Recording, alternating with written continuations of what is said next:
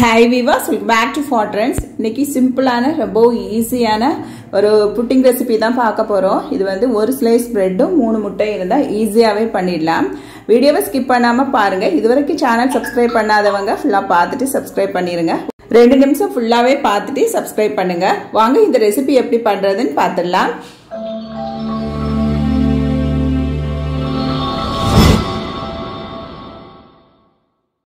ஒரு பவுல் எடுத்துக்கலாம். இதுல வந்து 3 முட்டையை உடைச்சு சேர்த்துக்கிட்டேன். முட்டை எல்லாத்தையும் சேர்த்ததும் நான் ஏலக்காய் பவுடர் சேர்த்திருக்கேன். உங்களுக்கு வேண்டாம்னா ஸ்கிப் பண்ணிடலாம். இந்த ஏலக்காய் பவுடர் சேர்க்கிறது, இந்த ஏலக்காய் பவுடர் கூட வெனிலா எசன்ஸ் சேர்த்தா இந்த ஃப்ளேவர் எனக்கு நல்லா பிடிக்கும். ஸோ நான் சேர்த்திருக்கேன்.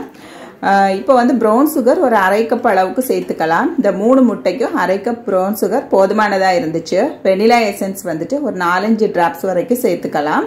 முட்டை ஸ்மெல் இல்லாமலும் இருக்கும், நல்ல டேஸ்டாகவும் இருக்கும். வெனிலா எசன்ஸ் சேர்த்ததும் நல்லா பீட் பண்ணிக்கலாம்.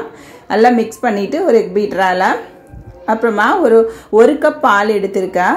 ஒரு 150 மில்லி பால் நல்ல சூடாக எடுத்துக்கிட்டேன்.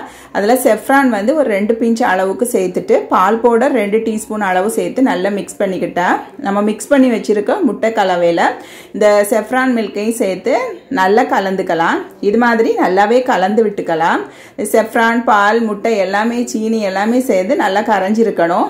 மிக்சியில் வேணா கூட அடித்து எடுத்துக்கலாம். நான் இன்றைக்கி ஒரு விஸ்கால தான் மிக்ஸ் பண்ணியிருக்கேன்.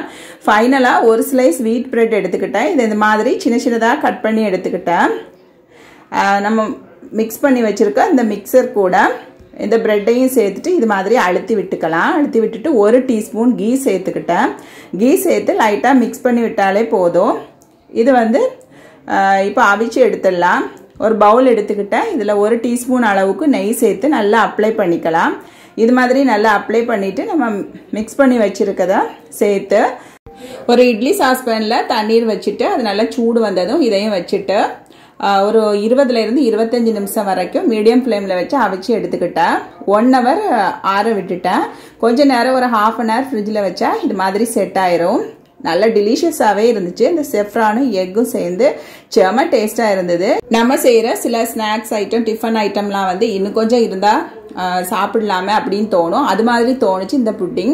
கண்டிப்பாக ட்ரை பண்ணி பாருங்கள். இல்லை டெலிஷியஸான இந்த புட்டிங் ரெசிபி உங்களுக்கு ரொம்ப யூஸ்ஃபுல்லாக இருக்கும்னு நினைக்கிறேன். நம்ம வீடியோ பிடிச்சிருந்தா லைக் போட்டுடுங்க. இது வரைக்கும் நம்ம சேனல் சப்ஸ்கிரைப் பண்ணலைன்னா சப்ஸ்கிரைப் பண்ணிருங்க. ஃப்ரெண்ட்ஸ் அண்ட் ஃபேமிலி கூட வீடியோ ஷேர் பண்ணுங்க. கமெண்ட் பாக்ஸில் உங்கள் பதிவுகளை மறக்காம எழுதுங்க. இன்னும் ஒரு ஹெல்தியான ரெசிபி உங்களை சந்திக்கும் வரை டேக் பாய். ஆரோக்கியமான இயற்கையான உணவுகள் சாப்பிட்டு வயிறையும் உயிரையும் காப்போம். தேங்க்யூ ஃபார் வாட்சிங்.